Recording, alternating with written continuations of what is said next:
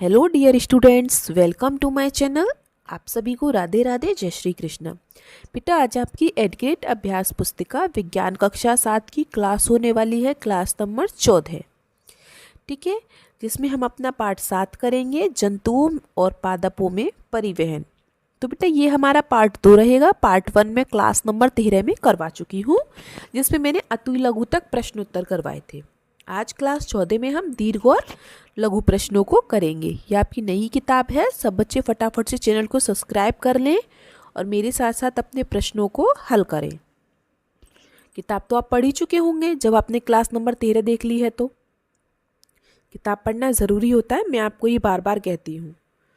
उससे हमें प्रश्नोत्तर करने में आसानी होती है। तो चलिए, आज हम करते हैं अपने लघु प्रश्नों को। प्रश्न 7, रक्त का लाल रंग जिस वर्णक की उपस्थिति के कारण होता है उसका नाम लिखिए। तो बेटा, ये आपकी क्लास नंबर 13 में भी आया था। रक्त का लाल रंग कौन से वर्णक के कारण होता है? हीमोग्लोबिन। ठीक है, तो रक्त का लाल रंग हीमोग्लोबिन नामक वर्णक की उपस्थिति के कारण होता है। ठीक है, इतने प्रश्न का आंसर ये है। अब आगे, इस वर्णक की कमी मानव शरीर को कैसे प्रभावित करेगी? अगर हमारे शरीर में हीमोग्लोबिन की कमी हो गई, सोचो आपके शरीर में खून की कमी हो गई, और हमारा खून क्या करता है? हमारे जो बचे हुए भोजन को हमारे पूरे शरीर में फैलाता है, ऊर्जा देता है, हमें ऑक्सीजन देता है। अगर रक्त ही कम हो गया तो ऑक्सीजन लेवल कम हो जाएगा, जिससे हमारी जान को खतरा हो जाएगा।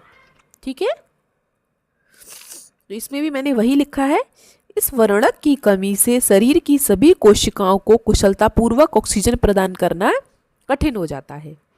ठीक है, और ये जो सारे प्रश्न मैंने लिखे हैं ना, सब आपकी किताब में है। अगर आपने किताब पढ़ी होगी तो आपको जरूर पता होगा। अगला प्रश्न देखिए, स्पंज और हाइड्रा में परिसंचरण तंत्र नहीं होता है। ठीक है, स्पंज और हाइड्रा ये भी जंतु हैं, तो भी वह भोजन और ऑक्सीजन का परिवहन कैसे कर लेते हैं? अब बिना परिसंचरण तंत्र के ना तो भोजन प्राप्त होगा ना ऑक्सीजन, लेकिन ये कैसे कर लेते हैं? ये क्या करते हैं बेटा, ये जल में रहते हैं, ये स्पंज और हाइड्रा। तो ये जो जल इनके अंदर जाता है ना, ये उसी से उसकी पूर्ति कर लेते हैं, क्योंकि जल में ऑक्सीजन भी होता है। ठीक है, यह जल में रहते हैं, ये हटा देना, जी गलती से मिसप्रिंट हो गया है। यह जल में रहते हैं, वही उनके शरीर में प्रवेश करके उनके भोजन और ऑक्सीजन की आपूर्ति कर देता है। ठीक है, आगे समझ में? चलिए आगे चलें अब हम अगले प्रश्न पर। चलिए अब हम आगे चलते हैं प्रश्न 9 पर। मानव शरीर में उत्सर्जन की क्रिया ना हो तो क्या होगा? उत्सर्जन मतलब जैसे हम खाना हमारा पच जाता है, उसके बाद जो हमारे जो अच्छे अच्छे पोषक तत्व होते हैं वो हमारे शरीर में फैल जाते हैं। ठीक है, और जो विषाक्त पदार्थ होते हैं, मतलब जो कठोर पदार्थ होते हैं, वो उत्सर्जन के द्वारा निकल जाते हैं। ठीक है, हमारी बॉडी से। तो यही वही कह रहा है, अगर उत्सर्जन की क्रिया ना हो तो सोचो क्या होगा। ठीक है, देखो, यदि मानव शरीर में उत्सर्जन की क्रिया ना हो तो शरीर में हानिकारक और विषाक्त पदार्थ जमा होने लगेंगे। ठीक है, जिससे विभिन्न स्वास्थ्य समस्याएं हो सकती हैं और अंततः मृत्यु भी हो सकती है। ठीक है, आ गया समझ में? इसीलिए हमारे शरीर से जो कठोर पदार्थ या विषाक्त पदार्थ होते हैं वो निकलना जरूरी होता है। ठीक है, अगला प्रश्न देखिए, प्रश्न 10। जंतुओं में परिसंचरण तंत्र में पाई जाने वाली धमनियां, जंतुओं में पाई जाने वाली धमनियां और पौधों में पाए जाने वाले फ्लोएम मतलब पोषक वाहक से किस प्रकार समान है, समझाइए। मतलब दोनों में क्या समानता है? तो बेटा, दोनों में ये समानता है कि ये दोनों ही, जंतुओं में जो धमनियां हैं वो, और पौधों में जो फ्लोएम है वो दोनों ही जो भोजन होता है उसको शरीर के सभी भागों तक पहुंचाते हैं। ठीक है, जैसे कि धमनियां जंतुओं के शरीर में हृदय से ऑक्सीजन युक्त रक्त को विभिन्न अंगों तक पहुंचाती है। ठीक है, इसी तरह फ्लोएम पौधों में पत्तियों से तैयार भोजन को पौधों के अन्य भागों तक पहुंचाता है। बात वही है। ठीक है, आगे समझ में दोनों का कार्य क्या है? चलिए आगे चलें अब हम। हो गया सब क्या? Very good. अब हम चलते हैं प्रश्न 11 पर। देखिए प्रश्न 11 क्या कह रहा है। उपरोक्त दिए गए पौधों में से किस पौधे में वाष्पोत्सर्जन की क्रिया तीव्र गति से होगी और क्यों? तो बेटा वाष्पोत्सर्जन की क्रिया बी वाले पौधे में होगी। क्यों? क्योंकि देखो इसमें पत्तियां हैं, इसमें क्या है? पत्तियां हैं, और पत्तियों में क्या होते हैं? हल्के हल्के से छेद होते हैं। ठीक है, क्या होते हैं? पत्तियों में हल्के हल्के से छेद होते हैं, जिनमें ये पानी ग्रहण करती है, तने से इनमें भोजन पहुंचता है, पानी पहुंचता है, जिसके माध्यम से जब इसमें पानी ज़्यादा होगा तो इसमें वाष्पोत्सर्जन की क्रिया भी ज़्यादा होगी। लेकिन ये वाला पौधा आप देख रहे हैं किसका है? कैक्टस, नागफनी। इसे पानी की ज़रूरत ही नहीं होती। अब इसे पानी की ज़रूरत ही नहीं है तो ये वाष्पोत्सर्जन कैसे करेगा? कितना डिफरेंट है दोनों पौधों में। इसमें पानी पानी भरा पड़ा है, तो जिसमें पानी होगा वही वाष्पोत्सर्जन कर सकता है, जिसमें पानी नहीं होगा वो नहीं करेगा। सिंपल सी बात है बिल्कुल। तो इसमें मैंने भी बस यही लिखा है। देखो पौधे बी में क्या है? पत्तियां हैं, जिनमें रंध्र की संख्या अधिक होती है, तो वाष्पोत्सर्जन की क्रिया रंध्रों के माध्यम से ही होती है, इसलिए अधिक रंध्रों के कारण वाष्पोत्सर्जन की दर भी अधिक होगी। ठीक है, तो बी वाला, इस बी वाले में तीव्र गति से होगी। ठीक है, ए वाले में नहीं होगी, क्योंकि इस तो पानी की जरूरत ही नहीं, तो बिना पानी के उग जाता है। इसमें पत्तियां नहीं होती, इसमें पत्तियों की जगह कांटे होते हैं। ठीक है, तो इसमें रंध्र भी नहीं होते हैं, और रंध्र नहीं होंगे तो वाष्पोत्सर्जन की क्रिया भी नहीं होगी। ठीक है, आगे समझ में। चलिए अब हम दीर्घ प्रश्नों पर चलते हैं। मानव उत्सर्जन तंत्र की कार्य प्रणाली को चित्र सहित समझाइए। यह आपका चित्र है, मैं आपको थोड़ा बड़ा करके दिखा देती हूँ इसको। ठीक है, देखिए ये क्या है हमारे, ये हमारी किडनी है, वक्र। ये क्या है? ये मूत्रवाहिनी है। ठीक है, ये मूत्राशय है जहाँ यूरिन इकट्ठा होता है। ठीक है, ये मूत्र मार्ग है, और ये मूत्र रंध्र है सबसे नीचे। ये आपका मानव उत्सर्जन तंत्र है। अगर आपकी बॉडी में उत्सर्जन नहीं होगा, अभी ये क्वेश्चन आया तो क्या होगा? सोचो आप अपना खुद ही सोच सकते हो। ठीक है, चलिए तो उसका चित्र तो हमने बना दिया है, लेकिन इसकी क्या है, हमें प्रणाली को समझाना है। बहुत लंबी चौड़ी होती है, लेकिन मैंने थोड़ा सा ही लिखा है। देखिए जैसे मानव उत्सर्जन तंत्र का मुख्य कार्य शरीर से अपशिष्ट पदार्थों को बाहर निकालना है। यह कार्य किडनी द्वारा रक्त को छानकर मूत्र बनाने और फिर उसे मूत्रवाहिनी, मूत्राशय और मूत्र मार्ग के माध्यम से शरीर से बाहर निकालने से पूरा होता है। ठीक है, कहाँ होता है कार्य हमारा? याद रखेंगे, किडनी में, वृक्क में। ठीक है, लिखने को तो आपकी किताब में पूरा डिटेल में लिखा हुआ है, आप 12-15 लाइनों में इसको लिख सकते हैं, लेकिन मैंने बहुत छोटा करके 2-4 लाइन में ही लिखा है। ठीक है, चलिए आगे चलते हैं। अब हम प्रश्न 13 पर।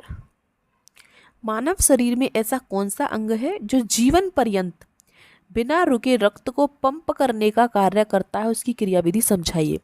तो बेटा ऐसा कौन सा अंग है हमारा जो जब हम जन्म लेते हैं, जब हम माँ के गर्भ में होते हैं, तब से लेके जब तक हम मर जाते हैं ना, उसके 1 घंटे बाद भी हमारा पंप करता रहता है वो रक्त को? क्या होता है वो? हमारा हृदय। ठीक है, वो कभी नहीं रुकता। आपने कभी देखा है कि आपकी धड़कनें रुक गई हैं? जिस दिन धड़कनें रुक गई ना, समझ लो उससे 1 घंटे पहले आपकी मृत्यु हो चुकी है। ठीक है, तो हमारे शरीर का एक ऐसा अंग है ये जो कभी नहीं रुकता। तो मानव शरीर में जीवन पर्यंत बिना रुके रक्त को पंप करने वाला अंग हृदय है। हृदय हमारा 4 कक्षों में बटा होता है। मैं हृदय के बारे में आपको काफ़ी बता चुकी हूँ। ये इस तरीके से 4 कक्षों में बटा होता है। 1 2 3 4। 2 अलिंद हैं, 2 निलय हैं।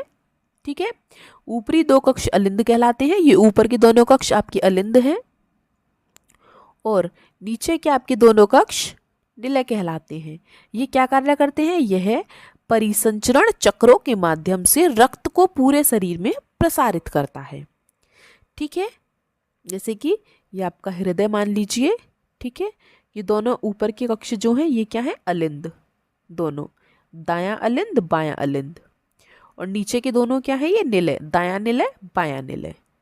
ठीक है, ये हमारी धमनी है, इधर इसमें शिराएं होती हैं, मतलब ऐसे पाइप से जाते हैं, इस तरीके से पाइप जाते हैं, कुछ यहाँ से जाएंगे कुछ यहाँ से जाएंगे निकलेंगे।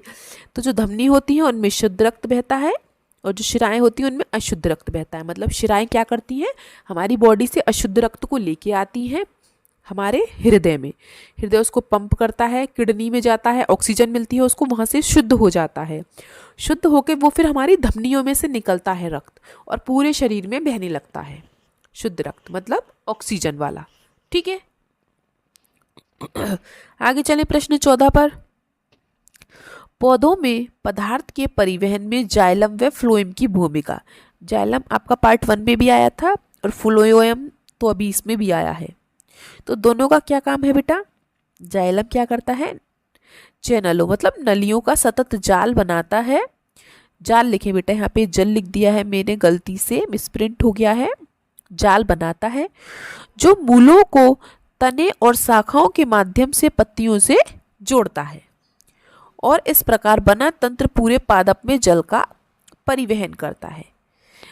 जाइलम का क्या काम है कि वो जड़ों से पत्तियों तक क्या पहुंचाता है, जल और खनिज। और फ्लोएम क्या करता है, फ्लोएम जो खाना है भोजन उसे पादपों के सभी भागों तक ले जाता है, मतलब पौधों के सभी भागों तक ले जाता है। ठीक है, जाइलम का काम जल और खनिज ले जाना का है और फ्लोएम का काम भोजन ले जाने का है। ठीक है, और फ्लोएम भोजन को पादप के सभी भागों तक ले जाता है। कितना सरल है, बस एक बात याद रखें, जाइलम क्या करता है, जाइलम से जल, ऐसे याद रखें, जाइलम जल को ले जाता है जड़ों से पत्तियों तक और खनिजों को, और फ्लोएम जो भोजन बन चुका है पत्तियों में उसे पूरे पौधों में पहुंचाता है, उसके हर एक अंग को पहुंचाता है। ठीक है, आगे चले प्रश्न ब। पौधे मृदा से अधिक मात्रा में जल अवशोषित करते हैं, फिर उसे वाष्पो उत्सर्जन की क्रिया द्वारा बाहर क्यों निकाल देते हैं। पौधे क्या करते हैं, मिट्टी में पानी डाला लेकिन वो पौधे में ज़्यादा जा रहा है, क्यों, फिर वो उसे उत्सर्जन कर देते हैं, क्यों भाई, क्योंकि यह प्रक्रिया जल और खनिजों को जड़ों से पौधों के ऊपरी हिस्सों तक पहुंचाने, पौधों के तापमान को नियंत्रित करने और अतिरिक्त जल को बाहर निकालने के लिए आवश्यक है। अब ये जो पौधे की जड़ें होती हैं वो पानी अधिक क्यों लेती हैं, वो पानी इसलिए लेती हैं जिससे कि वो जल्दी से पत्तियों तक जल को और खनिजों को पहुंचा दें। वो पानी के माध्यम से ही जाएंगे जो जाइलम लेके जाता है। ठीक है, और फिर जब उन्हें पानी ज़्यादा लगता है तो वो उसका उत्सर्जन भी कर देती हैं, क्योंकि पत्तियों में छोटे छोटे रंध्र होते हैं और रंध्र के माध्यम से ही वाष्पोत्सर्जन होता है। ठीक है, सारे क्वेश्चंस एक दूसरे से कनेक्टेड है अगर आप अच्छे से पढ़ें तो। ठीक है, चलिए प्रश्न 15 देखते हैं।